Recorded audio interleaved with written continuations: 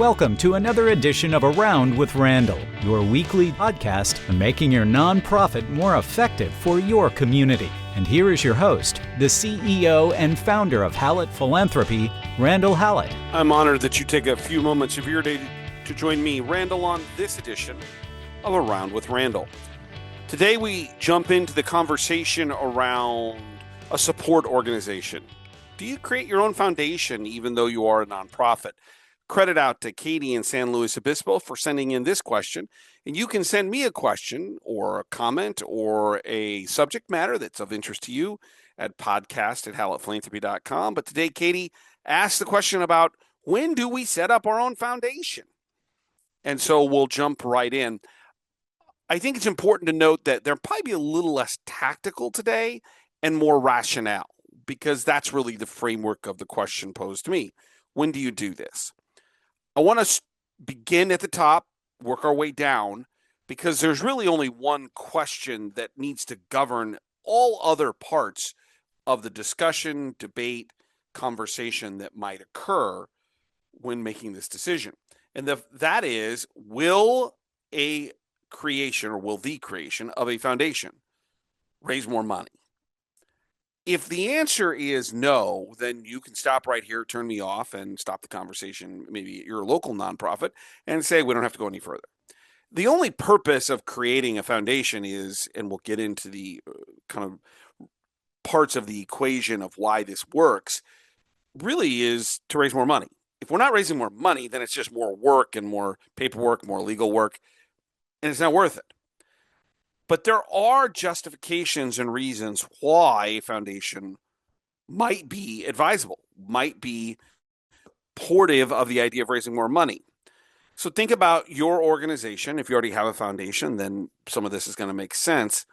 But if you don't, another legal entity with a board that is supporting the organization.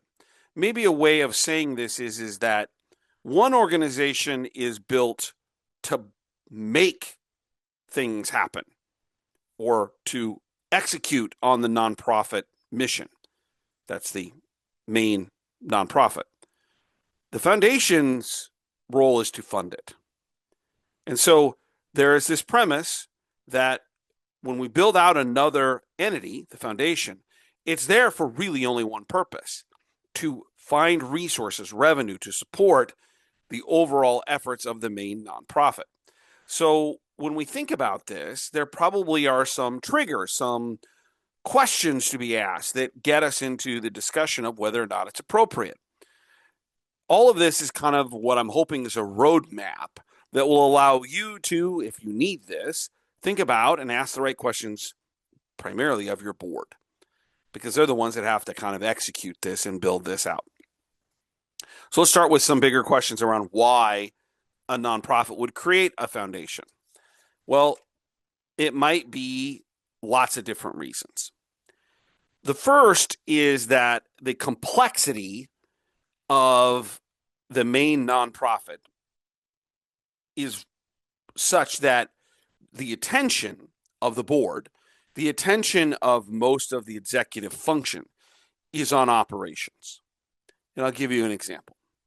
Most hospitals and healthcare organizations have a standalone foundation. The complexity of the financing, and also because of the size of the organizational nonprofit hospital, let's say in this case, are such that a CEO and an executive team is going to want that board to support the organization in its operations. The details involving finance with reimbursement rates and complex negotiations of contracts, which are executive functions but come up to a board for decision or approval.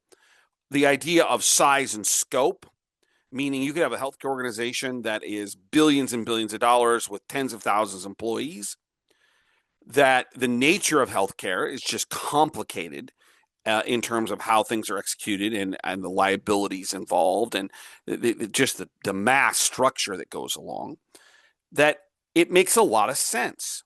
Because a board's time in healthcare, I would throw a university into that, most universities, or other organizations that are very large, very complex, it makes a lot of sense around building out a foundation, because the foundation, or excuse me, the organizational board and the executive team of the organization, not the foundation, not the fundraising group, are probably focused on operational issues. One way to think about it may be in terms of size and scope. So is it too early? Well, probably when we talk about, I was mentioning hospitals in the billions of dollars, most are much smaller.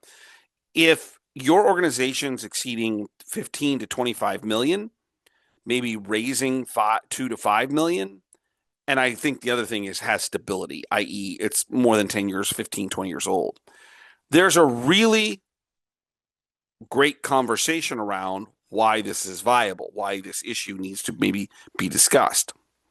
But there are also some ancillary reasons, more technical. So one of the things that comes out, particularly in the university setting, is the need for privacy.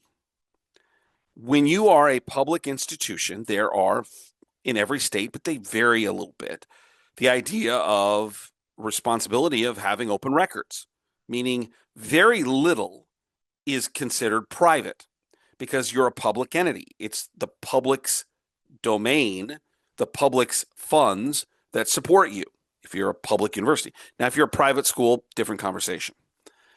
But that privacy may be important, and I'll give you a couple of examples. One of which is maybe there are some donors who don't want their names out in the public domain. We know that we have to fill out 990s, and 990s provide a great deal of information to the general public. But there's a difference between having to fill out a 990 as a private foundation and an open records request from the media or an individual to a university asking for copies of gift agreements. Now, in some states, they may be able to preclude those based upon state law, but generally, most information, non-salary, non-HR, is in terms of records, not salary per se in terms of dollars or amount, which we'll get to in a moment. Our public can be restricted somewhat, but there's too much public access. Universities figured this out, and that's, although they're incredibly complex, another reason that a foundation made sense. The second is salaries, and I use the context of larger nonprofits as an example. I have a number of clients that in the university setting or in the healthcare setting have matrices that indicate salary levels based upon HR's assessment of the job responsibility. And that process I don't have any problem with. It's actually a good thing. The challenge becomes when you're in healthcare, most of them are built around nursing or clinical care. And then they try to stick the fundraisers into certain categories. And then there's a top line and a bottom line, or a top amount and a bottom amount that the salary range is that's allowed. And I've run into a number of circumstances where all of a sudden gift officers, based upon data from AFP, AHP, others, a gift officer's salary norms are higher than the range, which causes all kinds of problems. So maybe it's HR that gets an opportunity. That may include things like bonus structure, where the organization says, we don't do that in that kind of way, but in philanthropy, that's not abnormal based on performance. So HR is another reason that it could be done. So think about this idea of the rationale around complexity, size, could be things like privacy, HR, all driving rationale or reasons to do so. But what comes out of this creation? Well, what we know is that the foundation is going to have a distinct mission to drive philanthropic revenue. And its governance is going to be focused on that. So part of this conversation is if it's something to be thought of and done, we need to focus around donor confidence. And most importantly, this alignment that goes along with the organization or the operating organization. I've seen situations where, in particular, earlier in my career, particularly with some of my doctoral work and writings, that we had public education school districts starting foundations. Made a lot of sense for the reasons we've stated. Donor confidence, not a lot of donor confidence in school districts per se. And complicated organizations that really aren't doing philanthropy, setting up a foundation makes sense. But the alignment becomes critically important. And this is true not just in education, but in healthcare and other things. Because what I would find is that the foundation board would be in a situation where they believed they should have influence on the decisions of the school district. And on a number of occasions, and by the way, this would apply to a couple of healthcare organizations I've had the great privilege of working with, but having to say to the foundation board, that's not your job. Which brings us all the way back to donor confidence, governance, focus, and mission. A foundation board's job is to drive philanthropic opportunity. It is not to make the decisions on behalf of the organization. They have a board, most likely. That's what I've run into a number of times. And it's a really hard discussion. There are hurt feelings. Well, I think they should be doing this. And my answer is, well, then you should be on the governing board for the organization, not the foundation board. That's what they do. What this board does is open doors, creates opportunities, and talks about the value of philanthropy and the value of the organization, the operating organization, in a meaningful way in the community. And so that's why we have to align these things around all of these aspects. There is one last reason I don't see it discussed all that often, but I think it's important to mention, is that depending on the governing organization, the operating organization, and their function, and the complexity of philanthropy, there may be a legal reason to create a foundation which might be thought of as a liability firewall, meaning that we're trying to keep funds separate.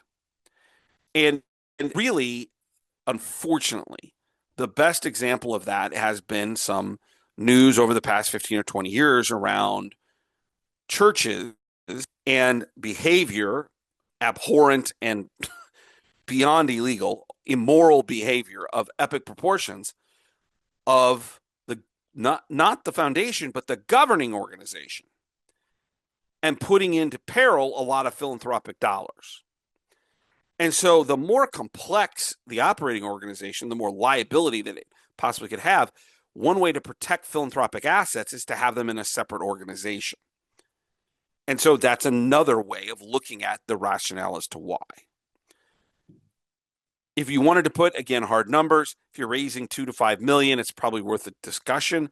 If the governing organization is 25 to 20, 15 to 25 million, probably worth a discussion. And obviously there's some long-term standing. It's not an organization that started 20 minutes ago. What we find, though, is that if we don't do this correctly, there are pitfalls because you're creating a second organization with a second set of opinions. So things like duplication, i.e., there are now 2 boards, 2 audits, 2 filings. There might be 2 sets of policies. One of the things that I tend to do, probably 3 or 4 clients per year, is draft policies. Thank you for my legal education and leading organizations. It's something I kind of actually enjoy doing. Not sure what that says about me, but I kind of like it in helping organizations build out the policies that are required. I've got a client that I'm currently working with that the governing organization has been around for a long time, really fabulous mission. But they're building out a foundation, and the foundation is creating policies. And I'm on all these conversations with corporate counsel because they're like, we'll just copy all of our policies. I'm like, yeah, you don't have a gift acceptance policy per se because you're not accepting gifts anymore. And by the way, the one you had was 1 page and it's not any good. Your document retention is different because we're going to hold on to things much longer, like gift agreements and the recording of what we do in the CRM. The ability to have extra things like our CRM policies. What is it that we maintain in the CRM, which we know is donor records and actions and connections and things of that nature, and obviously finance. All these things are completely different. And so policies may be added into this. It also builds into the discussion or thought process of how we staff. Most of the time, and this is what I actually would recommend, unless there's something strange, is that the governing organization employs everybody. And the foundation is a landing spot for the money, basically, philanthropic dollars. And that's because we don't want to duplicate what we don't have to. HR policies, insurance issues, like health insurance, life insurance, things of that nature, vacation policies. The corporate organization probably has that. Let's just roll into it. But this creates sometimes some confusion. There has to be a lot of questions to make sure that we understand all of the aspects that go along. So pitfalls of starting too early is it creates too much complexity, too many duplications that really aren't necessary. Again, if you start from the premise, almost like a litmus test, if we want to do this, is it going to help us raise more money? That becomes the key component. And if the answer is yes, then that gets us into more of the least of what we're going to talk about today, which is the tactical, is the idea of how do we align these two? So the first part I would ask or comment is the foundation's branding, its mission, its commentary on the website or whatever is set out in public aligns perfectly with the corporate organization. We're not here to deviate from, in most cases, what the corporate entity is trying to accomplish, the organizational nonprofit, which means we need to make sure what we're doing makes sense. What we say makes sense. The easiest way to do that is to have what I call cross-representation. Are there a couple of organizational board members who are also a member of the foundation board? This can work in lots of really positive ways. The first is that in places where there are two boards, one foundation, one governing organization, the governing organization board's probably anywhere from 9 to 15 people. And there is a sense amongst most executives, in particular, if the organization is large enough, having some type of compliance officer or some type of relational person to the board as to, I don't want, and the CEO in particular, I don't want this to be big because it gets too unwieldy. I would argue in a foundation board, we want representation into as many cultural places in our community where there's people with resources that are philanthropic. So the bigger your catchment basin, the bigger your geographic area, the bigger the number of places that you have or want representation, the bigger your board. You may want your foundation board to be in the 30s or 40s because they don't have the governing responsibilities. They are a relationship board. And so that becomes an important aspect of figuring out how do we manage all of this. This cross-representation can be also important because maybe it's a great place for the governing board to either put someone or have someone go out, they're out of terms, that maybe they've served 2 terms, 2 3-year terms on the governing board, but you don't want to lose them as a connector, or you don't want to lose their engagement. Put them on the foundation board. Or what a great training ground for future corporate board members, as they could get their feet wet with a lot of activity when it comes to the foundation board. This means that we have to make sure that our processes, policies, and directional things are all in place. This can't become a burden, the foundation or the foundation board, for the organization. We're back to that question. It's going to help us raise more money. All this to say is that if you choose to go in this direction, there are some important steps you have to go through. You're going to have to do a legal formation in the state. You're going to have to apply for a 501c3 type of status, maybe C3, but most likely C3. You're going to have to create bylaws. You're going to have to create those policies. You're going to have the proper accounting set up. You're going to have to interlock or interlink that probably with finance over in the governing organization, most likely. These are all manageable things, but they're not trivial, which means we're putting a lot of effort into this particular endeavor. We have extra auditing, filing, board meetings, coordinations with the parent. This is something that has to be taken with, a grain of salt. But I come back to the major reasons why it can work. Number one is complexity of the organization. If your board members in the governing organization, the corporate nonprofit, are not focused at all on philanthropy, do not have philanthropy in their job description, are not talking about it at every meeting, because the size, the scope, the complexity of the governing organization is so complex, that is an enormous reason to have a foundation board or foundation support. There's also the privacy and also the idea of what I would call HR issues, if that's important. My final takeaway on all of this is a personal experience. When I was at the Nebraska Medical Center, we did not have a foundation board. And about a year and a half in, I brought this to the attention of the CEO, who said, well, why don't you bring it to the executive team? I think it's an interesting conversation. And I kind of went through, maybe not as much detail as I did here, but why this would be important, what would it mean, and all of this. And several members of the executive team said, well, it just sounds like you want more power and a title change. And I was flustered by this. Here's my piece of advice. If this is something you're considering, assume the other executives and maybe other members of the corporate board, who would probably have to approve of this, do not have any understanding of philanthropy and do not understand any of the values.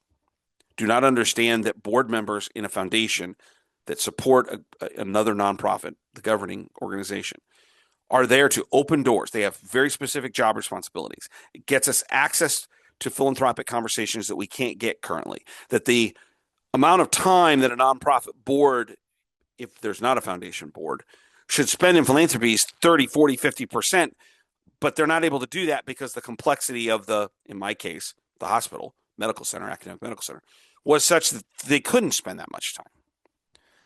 When the pushback came in that meeting, I didn't react very well because I didn't assume that they knew nothing and got flustered by it, and it eventually got shot down pretty quickly. And so when you go into these discussions, assume everybody in the room isn't against you, but sees this conversation as something that's going to be too complex, too difficult, too much work, not worth it. Position yourself in the positives and, most importantly, the outcomes, the impact of doing this.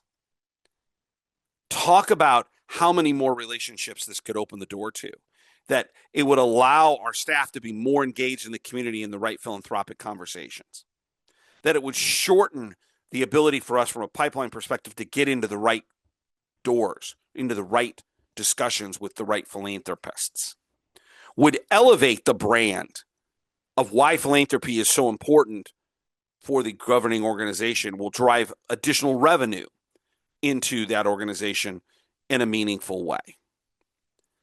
I really didn't handle the meeting as well as I should have. I was too young and too dumb, and probably a little intimidated, to be quite candid. Today, I would handle it much differently, be much more prepared, have benchmarks and examples of other places. I assumed they all understood. And you know what assumption does? And this time it did it to me. Learn from that lesson. And learn from today that having great rationale and great reason as to why to do this is more important than the actual execution of it. I can help someone in 15 minutes put together a foundation.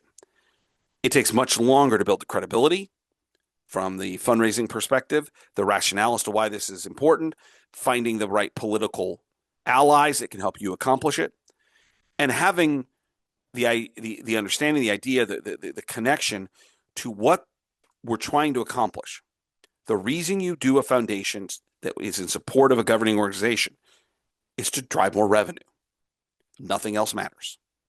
There may be other benefits, but if you don't cover number one, more money, then it isn't worth it. And everybody's going to end up saying, just like they said to me, yeah, no. Hopefully today gives you at least some tools, some thoughts, some direction on how to do this more effectively than I did some 20 years ago. And if you need it, to find the people that can help you open doors and raise more money for the organization you work for and the organization you believe in. That is a good reason to think about doing this at the highest and even the most tactical levels. Don't forget to check out the blogs at Hallett Philanthropy, 2 per week. Throw them out there. Things I read, see, interesting thoughts. Takes 90 seconds to read. And if you'd like to reach out to me, as I said at the top, it's podcast@hallettphilanthropy.com.